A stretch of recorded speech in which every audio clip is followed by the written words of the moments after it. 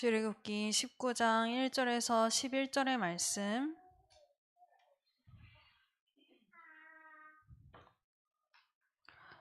저희 교독하시겠습니다. 제가 먼저 읽겠습니다. 이스라엘 자손이 애굽 땅을 떠난 지 3개월이 되던 날 그들이 시내 광야에 이르니라.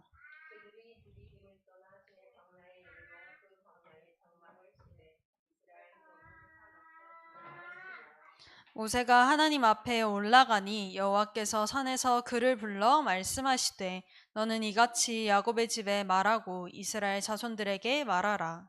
내가 애굽 사람에게 어떻게 행하였으며 내가 어떻게 독수리 날개로 너희를 업어 내게로 인도하였음을 너희가 보았느니라. 세계가 다 내게 속하였나니 너희가 내 말을 잘 듣고 내 언약을 지키면 너희는 모든 민족 중에서 내 소유가 되겠고 너희가 내게 대하여 제사장 나라가 되며 거룩한 백성이 되리라. 너는 이 말을 이스라엘 자손에게 전할지니라. 모세가 내려와서 백성의 장로들을 불러 여호와께서 자기에게 명령하신 그 모든 말씀을 그들 앞에 진술하니 백성이 이에 응답하여 이르되 여호와께서 명령하신 대로 우리가 다 행하리이다.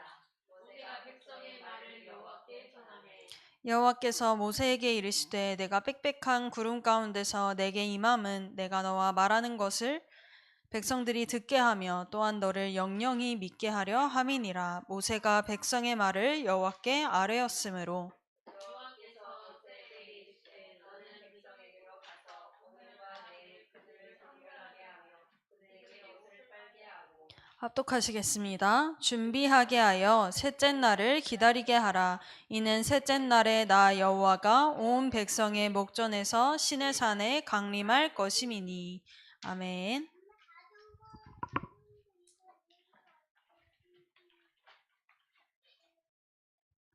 오늘 함께 볼 하나님의 말씀은 언약 붙잡은 예배 속에.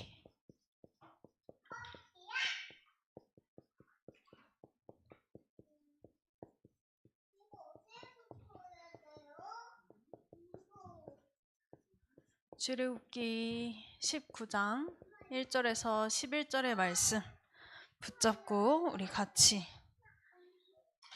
주신 말씀을 보겠습니다. 잠시만요.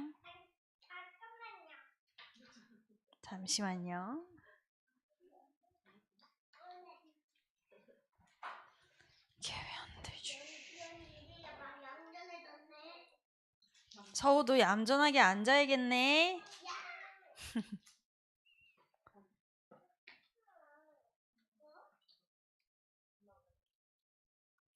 네, 언약 붙잡은 예배 속에 하나님은 어디를 보고 지금 이스라엘 백성을 인도하시고 우리를 인도하고 계시냐? 처음부터 하나님이 주신 약속은 이거였습니다. 창세기 12장 1절에서 3절에 내가 너에게 보여줄 땅으로 가라. 가나안 땅에 이 언약을 하나님은 처음부터 주셨습니다. 너로 큰 민족을 이루고 내게 복을 주어 내 이름을 창대하게 하리니 너는 복이 될지라.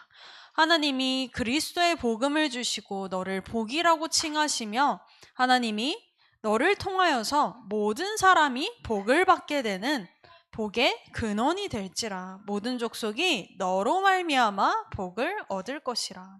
우리를 통하여서 온 세계가 예수 그리스도의 복음을 알게 되는 민족으로 이스라엘 백성을 그렇게 택하셨고 이 가나안 땅의 언약을 이루겠다고 처음부터 주신 것입니다. 이 언약을 잡은 아브라함, 이 아브라함을 시작으로 이삭, 야곱, 요셉, 그리고 오늘 우리가 보고 있는 모세에 이르기까지 이 언약을 잡은 이 가문이, 아브라함의 가문이 한 민족을 이루게 되고 또 국가로까지 성장되어서 하나님은 출애굽을 시키신 것입니다. 출애굽할 때 이들이 무슨 언약을 붙잡고 나왔습니까? 아브라함을 구원하셨던 그 그리스도 복음의 언약, 바로 피 언약 붙잡고 나왔습니다. 바로 어린 양의 피, 예수 그리스도의 피, 유월절. 유월절 그 어린 양의 피를 발랐을 때에 바른 집은 재앙이 미치지 못하고 넘어갔다고 했습니다. 지금 이들이 광야길 갈 때에 피언약 유월절을 지나보내고 언약 붙잡고 출애굽한 이들이 광야길 갈 때에 무엇을 붙잡고 가고 있느냐? 광야길 갈 때 하나님이 어떻게 함께 하십니까? 구름 기둥 불 기둥으로 항상 함께, 구름 기둥 불 기둥으로 함께 하시면서 낮에는 햇빛을 가려주고 밤에는 따뜻하게 해주고 뿐만 아니라 만나와 메추라기를 먹이심으로써 하나님의 능력으로 이 길을 인도하고 계신 중입니다. 아까 우리에게 처음부터 주셨던 언약, 창세기 12장 1절에서 3절에 내가 너에게 지시할 땅으로 가라, 보여줄 땅으로 가라. 이 말은 하나님께서 오실 메시아를 가나안 땅에 약속하셨습니다. 그 시대에는 아직 이루어지지 않은 언약이기 때문에 오실 메시아의 언약, 가나안 땅이지만 지금은 어떠한 언약입니까? 그 오신 메시아, 곧 예수 그리스도의 언약을 붙잡고 이 복음을 전 세계에 증거하는 세계복음화의 언약, 이 일을 하는 제사장 나라로 삼겠다.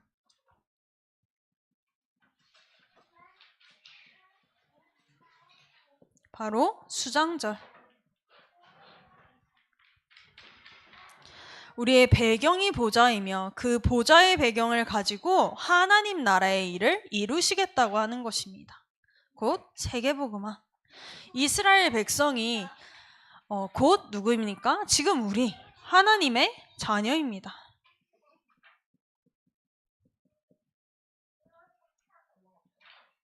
이스라엘 백성이 곧 우리를 말하고 있습니다. 하나님의 백성은 그렇다면 어떠한 언약을 붙잡고 살아가야 하느냐?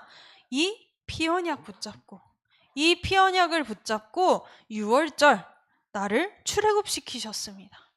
오순절 하나님이 이 인생의 광야 여정을 가면서 너가 살아내고 너가 노력하고 너가 벌어서 살아가는 것이 아니라 우리는 하나님의 능력으로 이 길을 가는 사람들이다 라고 하나님의 자녀를 말하고 계십니다. 그리고 너의 삶의 목적, 너의 삶의 방향, 모든 것은 어디를 향하고 있느냐? 너를 통하여 제사장 나라로 삼겠다. 제사장 나라, 너를 통하여 온 세계가 복을 받게 되겠다. 복음을 얻게 될 것이다. 보좌의 배경으로 그 일을 이루시면서 나와 함께 하겠다고 지금 이루어진 그리스도의 언약으로 사도행전 1장 1절에 다 이루신 그리스도, 사도행전 1장 3절에 오순절의 언약, 하나님 나라 성령으로 지금 함께 하시는 그 능력으로, 사도행전 1장 8절에 오직 성령의 능력으로만 모든 민족, 만민, 땅끝까지 증인되리라. 하나님은 지금 완전한 언약을 붙잡고 우리를 인도하고 계시는 중이십니다. 이때는 이루어져야 했고 아직 오셔야 하는, 오늘 강단 말씀에서 들으셨죠. 모형이고 예표고 그림자였던 언약을 붙잡고도 이 광야 생활에서 승리했는데, 이들이 가나안을 정복하고 이들을 통하여서 로마까지 가게 되는 세계복음화를 이루셨는데, 하나님은 지금 오늘 우리에게 완전하고 다 이루신 사도행전 1장 1절에 그리스도, 사도행전 1장 3절에 하나님 나라, 사도행전 1장 8절에 오직 성령, 이 언약 붙잡고 가는 우리의 삶을 책임지겠다고 하는 것입니다. 그런데 이 언약을 유월절, 오순절, 수장절, 절기죠. 절기는 쉽게 말하면요, 우리나라 말로 명절인 것입니다. 명절인데 우리가 이번 유월절이 4월 1일이야 하면은 날만 지킨 거예요. 날만 지키다가 이 언약을 놓친 민족이 누군지 아십니까? 유대인입니다. 유대인. 이들이 이 날만 지켰지, 이 날 절기 속에 들어있는 그 피언약, 그 절기 속에 들어있는 하나님의 능력, 그 절기 속에 들어있는 제사장 나라를 이루는 하나님이 보좌의 능력으로 역사하시는 그 배경, 이 진짜 뜻을, 진짜 의미를 다 놓치고 날만 지켰던 것입니다. 그런데 하나님이 그러면 왜 이 날을 기념하라, 왜 이 날을 지켜라 라고 하셨냐? 기억하라는 것이었습니다. 뭘 기억하고 우리가 뭘 기념했어야 하냐? 신명기 8장 11절에 보시면 내가 오늘 너에게 명하는 여호와의 명령과 법도와 규례, 이 세 절기를 나를 지키라는 것이 아니라 의미를 알고 기념하며 기억하며 세 절기를 지키고 예배할 때마다 예배를 통하여서 예배 속에 선포되는 말씀을 통해서 네 하나님 여호와를 잊어버리지 않도록 삼갈지어다. 잊어버리지 않도록 나를 기념하면서까지 이 의미를 기억하고 지키라고 하신 것입니다. 왜요? 12절부터 19절까지 또 보시면요. 12절에서 13절에 보시면 네가 먹어서 배부르고 아름다운 집을 짓고 소와 양이 번성하며 네 소유가 풍부하게 될 때에 어떻게 되냐? 우리 인간이 얼마나 얄팍하고 간사하냐면요. 이렇게 되면 네 마음과 네 배가 솔직히 살기 편해지면 어떻게 되냐? 14절에 네 마음이 교만하여 네 하나님 여호와를 잊어버릴까 염려하노라. 하나님이 염려된다고 하십니다. 왜요? 너는 나를 떠나서는 살 수 없는 존재인데 네가 광야길 건넜지, 다 왔지, 홍해 건넜지, 나 이런 사람이야, 나 광야에서도 살아남은 사람이야, 이렇게 될까 봐 하나님이 함께 하신 이 언약은 다 놓쳐버리고 그렇게 될까 봐 하나님이 오늘 염려한다고 하십니다. 그 여호와는 누구시냐? 너를 애굽 땅 종되었던 집에서 이끌어내시고, 출애굽이죠. 너를 인도하여 그 광대한 광야, 곧 광야에는 불뱀도 있고 정갈도 있고 물이 없고 간조한 땅을 지나면서도 누구 하나 목마르지 않게, 누구 하나 줄이지 않게 보호하시고 함께하시고 역사하셨으며 네 조상들도 알지 못하던 만나를 먹이셨나니 이는 마침내 너에게 복을 주려 하심이라. 17절부터 19절을 보시면요. 그러나 네가 마음에 이르기를 이 모든 것을 그 대단한 애굽에서 내가 빠져나왔다. 너네 애굽 강대국인 거 알지? 거기서 내가 빠져나온 사람이야. 내가 광야에서도 살아남았어. 내가 능력과 내 손의 힘으로 이 재물을 얻었다고 말할 것이라. 그러나 너희는 여호와를 기억하라. 그가 너희에게 재물 얻을 능력을 주셨습니다. 광야길을 가고 출애굽을 하고 하나님의 나라를 이루는 이 모든 능력을 누가 함께 하심으로? 여호와가 함께 하심으로. 그리고 이같이 하심은 무엇 때문이냐? 네 조상들에게 맹세하신 언약, 그것 때문에. 그 언약을 오늘과 같이 이루려 하심이라. 그럼 하나님이 기억하라고 하신 이 언약, 여호와 하나님을 기억한다라는 것이 무엇이냐? 오늘 이 예배 속에 우리가 언약을 붙잡는 것입니다. 오늘 이 예배할 때에 무슨 일이 일어나는가를 아는 것입니다. 그 영적인 사실을 누리는 것입니다. 첫 번째로 너를 종되었던 애굽에서 이끌어내시고, 출애굽이죠. 출애굽은 피 언약을 통해서 일어났습니다. 피 언약은 바로 그리스도께서 십자가에서 흘릴 피, 그것을 예표하는 그림자였습니다. 출애굽기 12장 13절에 우리 너무 많이 보고 있죠. 그 피를 볼 때에 넘어가리니 재앙이 너희에게 미치지 아니하리라. 출애굽기 12장 14절에는 그리고 너희는 이 날을 기념하여 여호와의 절기를 삼아 영원한 규례대로 대대로 지킬지니라. 이 그리스도의 언약을 붙잡고 드리는 예배 속에 예배를 하나님은 받으신다는 것입니다. 어디에 나와 있습니까? 창세기 4장 3절에서 5절 말씀을 보면 우리 너무 잘 아는 가인과 아벨의 예배입니다. 하나님이 그리스도의 언약을 붙잡은 예배를 받으신다라는 증거, 가인은 땅의 소산으로 자기가 농사 지은 것으로 하나님께 예배를 드렸고, 아벨은 목축업 자기가 키운 양으로 하나님께 제사를 드렸더니, 예배를 드렸더니 여호와께서 아벨과 그의 제물은 받으셨으나 가인의 제물은 받지 아니하신지라. 가인과 아벨을 단순히 우리 인간적으로 감정적으로 편애했다라는 정도가 아닙니다. 언약적인 원리가 이 속에 담겨 있는 것입니다. 반드시 짐승을 잡아서 그 피를 내어서 그 피로만, 왜 그렇습니까? 어떠한 원리냐? 히브리서 9장 22절에 피 흘림이 없이는 죄사함이 없느니라.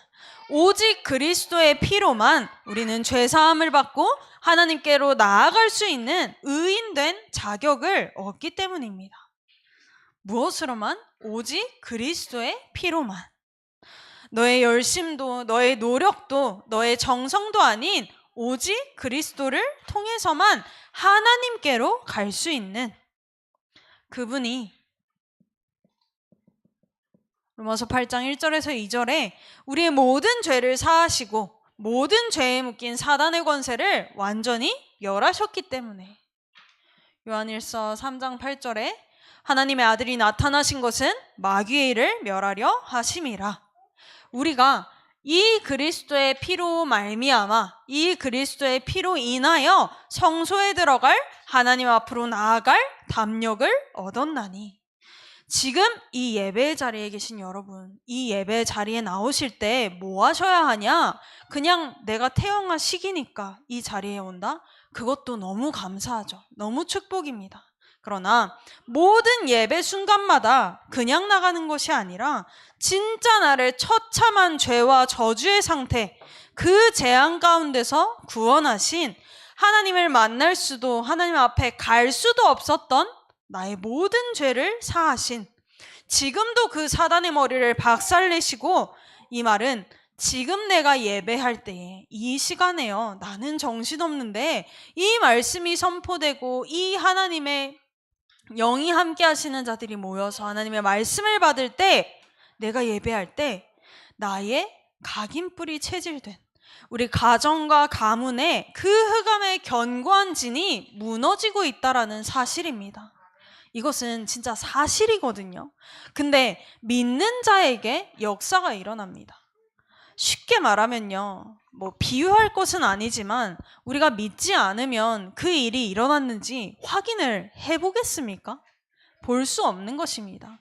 그 일이 일어났다고 한들 나에게 증거가 되어지지 못하는 겁니다. 응답이 되어지지 못하는 겁니다. 근데 응답이 되어지지 못하는 삶이 반복되면요, 내 영혼이 자꾸 시들어가게 됩니다. 그리고 하나님의 말씀이 성취된다, 살아있다, 이루신다, 이거에 대한 증거가 없는 사람은 믿음이 자라기가 어렵겠죠. 그래서 이 시간, 우리가 예배하는 이 자리에 와 있을 때에 하나님의 말씀이 우리 안에 들어오고, 지금도 시공간을 초월하여 모든 흑암의 세력이 무너지고 하나님의 나라가 임하고 있다는 사실을 믿고 이 자리에 계시길 바랍니다.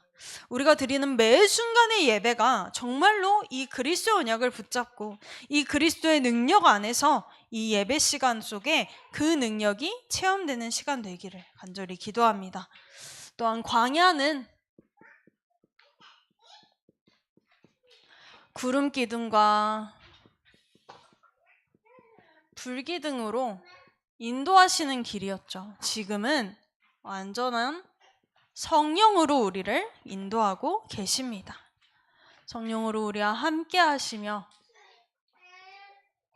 인도하고 계십니다. 출애굽기 13장 21절에서 22절에 보시면 여호와께서 그들을 앞서 그들과 함께 그들을 인도해 가실 때에 낮에는 구름 기둥으로 밤에는 불 기둥으로 떠나지 아니하시고 항상 함께 하셨습니다. 또 길을 어디로 가야 하는지 그냥 방향만, 인도만 하신 것 뿐입니까? 광야는 우리가 지금 걸어가고 있는 인생길과도 같다고 했죠. 이 광야, 인생길을 갈 때에 우리는 그리스도의 언약을 붙잡고, 지금 구름 기둥 보이십니까? 불 기둥 보이는 분 계십니까? 그런 거 보였다 하면 좀 이상한 겁니다. 저한테 오셔야 합니다. 만나와 메추라기, 지금 더 맛있는 거 우리 많이 먹고 살잖아요. 지금은 더 완벽하게 성령으로 우리와 함께 하십니다. 함께 하시고 인도하시고 그 성령의 능력으로 역사하십니다. 요한복음 14장 16절, 그리고 16장 13절에도 우리가 가는 모든 인생의 여정 속에 하나님이 이렇게 성령으로 함께 하시고 성령으로 인도하시겠다고 약속하셨습니다. 근데 여기서 중요한 것이 무엇입니까? 이들이 가는 목적지는 가나안 땅이고 가나안 땅 정복이었습니다. 그리고 지난주 말씀을 통하여서 이 말은 너희를 제사장 나라가 되게 하겠다. 이 말은 너를 통하여서 모든 민족이 살아나게 되는 복음 전달자의 축복으로, 바로 세계복음화의 언약으로 지금 우리에게 와 있습니다. 근데 여기서 중요한 게 무엇입니까? 하나님이 이 일을 이루시는데 누구를 통해서요?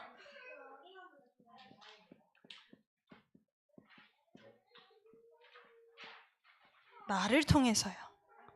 하나님이 이 일을 이루시는데 누구를 통해서요? 우리를 통해서. 하나님이 능력이 조금 부족하셔서, 우리가 잘하는 어떠한 재능이 조금은 필요하셔서 이 일을 이루는데 나를 통하는 것이 필요하다는 것입니까? 하나님이 나를 통해서 이루시겠다고 하셨을 때에는 하나님의 능력이 부족함도 아니고 하나님이 이 일에 우리를 참여되게 하시겠다는 것입니다. 그래서 내가 이 하나님의 계획과 맞아지고 나의 삶이 이 하나님의 방향과 맞아지며, 그래서 내가 하는 일이 237과 5천 종족을 살리는 이 세계복음화의 일과 맞아지는 것이 당연한 것이라는 겁니다. 이 세계복음화는 하나님의 일이라고 했죠. 그런데 하나님이 우리를 여기에 참여시키는 축복을 주셨다고 했습니다. 당연한 겁니다. 사실 창세기 1장 28절에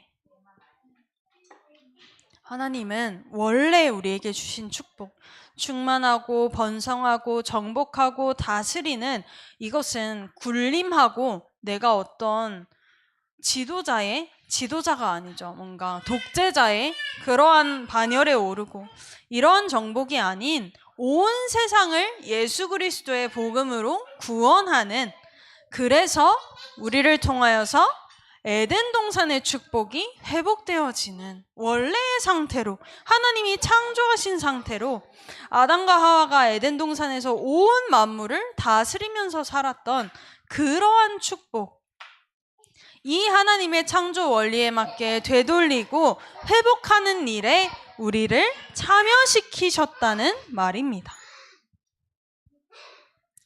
그래서 이 하나님의 창조의 원리에 맞게 되돌리는 작업 속에 우리만 하나님의 형상이기 때문에,